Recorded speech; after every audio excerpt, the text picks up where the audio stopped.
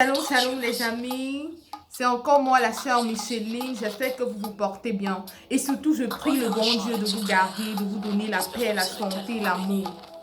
Bon, aujourd'hui, j'aimerais qu'on parle sur un thème qui m'est vraiment à cœur, qui chauffe mon cœur, qui vraiment est lourd dans mon cœur.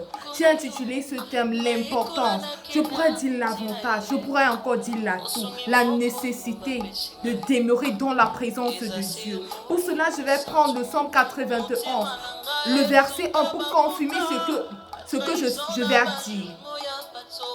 Ce verset numéro 1 dit, celui qui demeure sous l'abri du Très-Haut repose à l'ombre du Tout-Puissant. Donc si tu demeures là, si tu demeures en Dieu, si tu demeures en Christ, tu vas reposer. Le repos, ce n'est pas... Le repos, c'est pas la frustration. Le repos, c'est pas l'anxiété. Le repos, c'est pas la maladie. Mais l'Éternel te dit le repos. Ton sommeil sera doux. Ta vie sera tout droit. Donc, quand tu demeures là, quand tu as Dieu dans ta vie là, même quand tu échoues, tu sais que tu tombes, mais tu vas te relever. Même quand c'est dur, n'importe comment, tu sais qu'un jour papa va parler et les choses vont changer. C'est ça, c'est capital, c'est important, c'est tellement nécessaire. Et plus loin, dans les versets plus loin, il dit que 1000 tombent à ton côté et 10 000 à ta droite, tu ne seras pas atteint. De tes yeux seulement, tu regarderas et tu verras la rétribution des méchants. Ma soeur, ceux qui te persécutent, ceux qui te persécutent depuis là, l'Éternel te dit, si tu demeures dans ma présence, tu verras leur rétribution, tu leur verras se confronter. Tes ennemis là, ils viendront par un chemin, ils partiront par 7 autres. Si tu demeures dans ma présence là, je te bénirai, je mettrai la confusion dans le camp de l'ennemi.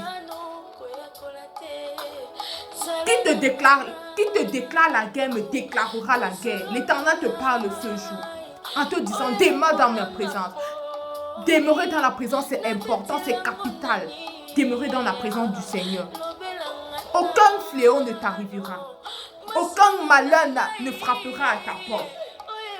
Ma soeur, face à la Covid-19, face aux paniques, face à tous ces morts, face à tous ces cadavres, les gens sont frustrés. Mais l'Éternel te dit, ma soeur ou mon frère qui m'écoute, si tu demeures en moi, si tu demeures dans ma présence, la frustration ne sera pas ton partage. Les larmes ne seront pas ton partage. Aucun malheur. Parce qu'il fera quoi? J'enverrai mes anges. Il enverra ses anges. Et tes anges se porteront sur les pieds. De peur, te porteront sur les mains. De peur que ton pied ne heurte contre une pierre. Aucun de tes orteils ne foulera sur la pierre. L'Éternel te protégera. L'Éternel te gardera, ma soeur. Est-ce que j'aimerais te poser cette question? Est-ce que tu demeures dans le Seigneur? Mon frère, est-ce que tu demeures dans le Seigneur? Bien-aimé, quand tu écoutes ce message, j'aimerais que tu disposes de ton cœur. Que ce message ne soit pas comme la pierre qui est tombée sur les endroits, la graine qui est tombée sur les endroits pierreux. Que cela soit comme la graine qui est tombée dans un sol fertile, comme nous dit Matthieu, comme le Seigneur Jésus qui nous dit dans le livre de Matthieu. Que cette parole-là soit une parole qui tombe dans un terrain fertile. Je prie pour toi, mon frère, qui écoute ce message, pour toi, ma soeur, qui écoute ce message, afin que ça puisse impacter ta vie, afin que ça puisse te toucher et que tu décides de demeurer dans le Seigneur. Tu décides d'abandonner le monde. En qui as-tu mis ta confiance, mon frère? En qui as-tu mis ta confiance, ma soeur? Pourquoi tu ne demeures pas dans le Seigneur? Pourquoi ta vie, tu as mis ta confiance dans les hommes, tu as mis ta confiance dans les femmes? Ma soeur, ils vont te trahir un jour, mais le Seigneur ne trahit pas. Avec le Seigneur, il n'y a pas trahison. Il n'est pas fils d'homme ni homme pour trahir. Il accomplit toujours ses promesses. Et quand sa parole sort, ça porte des fruits. J'aimerais t'exhorter ce jour à demeurer dans le Seigneur. Je vais te prendre l'histoire de Daniel. Daniel était dans la fosse au lion, mais parce qu'il demeurait dans le Seigneur, l'Éternel n'a pas laissé le lion le toucher. Mais l'Éternel l'a sauvé.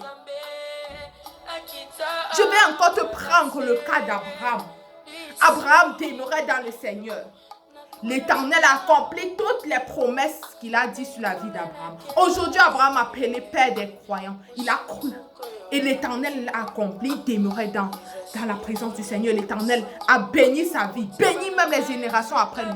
David demeurait dans la présence du Seigneur et il a été un grand roi. Ainsi que Salomon. Que dirait-on de Ruth?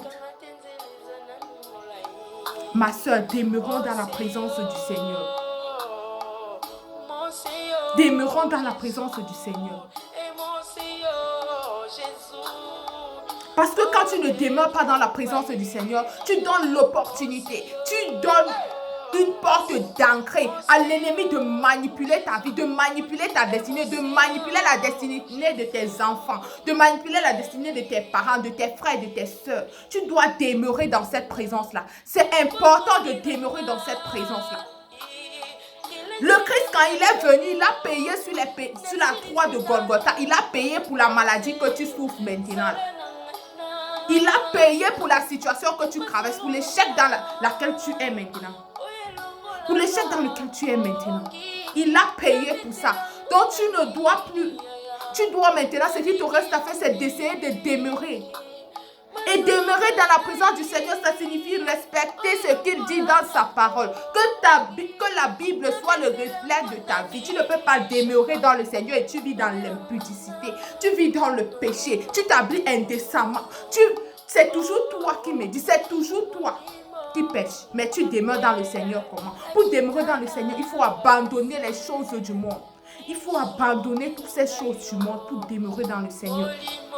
Mon frère et ma soeur qui m'a écouté, qui a écouté ce message, j'aimerais te prier de faire cette prière, du fond de ton cœur, d'ouvrir ton cœur et de faire cette prière. Seigneur, je reconnais que toute ma vie, j'ai vécu dans le monde. J'ai mis ma foi dans les hommes. J'ai mis ma foi dans les féticheurs. Mais en ce jour, je décide de revenir à toi. Je décide de demeurer en toi. Je veux demeurer en toi comme Abraham a demeuré. Je veux demeurer en toi comme Daniel, comme David, comme Salomon a demeuré. Et je veux jouir des privilèges des enfants de Dieu. Seigneur, je veux que tu m'acceptes. Seigneur, je veux que tu m'acceptes comme je suis, Seigneur. Je veux demeurer.